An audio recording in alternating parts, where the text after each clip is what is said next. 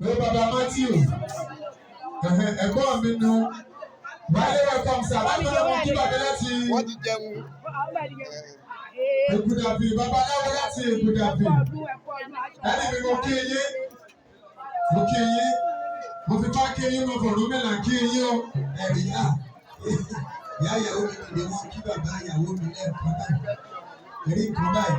Ìyá ìyàwó mi kí bàbá ìyàwó mi. Ṣé ẹni kí ní kò lè ṣẹlẹ̀? Ìyá tí ọ̀rọ̀ ní bọ́dà mi kan.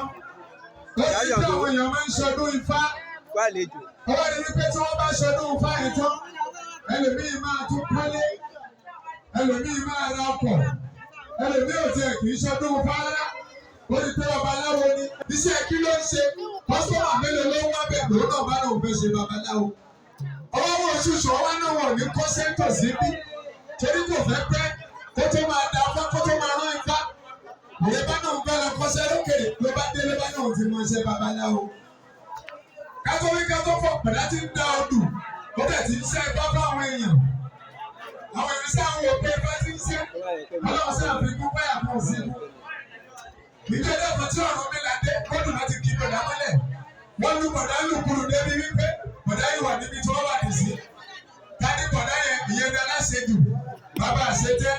Tó o bá ti rí ìjọ ọ̀run mi là, mímọ́ níbi tí wọ́n jòkó sí, tí wọ́n dẹ̀ kì í ṣe babaláwo. Tẹ́ẹ̀dẹ̀ bàtẹ́ mọ bí irú ọmọ tó gbé báàgì sórí tó jòkó lé. Tímọ́tímọ́ Fálẹ̀mọ́ra ẹ̀, tímọ́tímọ́ Èkó, Ọláìfá, ó bàbá Basit. Ẹ̀rí báyìí. Ìwòyí lásìá, aṣọ tó ń fá, ṣùgbọ́n wà tún wòsì òfẹ́ ká lè mi òkèlè dáadáa kọ́lọ̀ ń kó fi wa lọ́kàn balẹ̀ sórí ẹ̀. Ẹran pọ̀ nínú ọgbọ́n tí yàrá fún mi fún mi. Mo rú ìlú ìdè ilé, ìyàwó mi bèrè ọgbẹ́ bọ́lá tí ń bọ̀ mí ilé sọ̀rọ̀. Torí wò tún wòsì òjẹ́ kí n lè farabalẹ̀ jẹun. Olúwa kó fi wa lọ́kàn balẹ̀.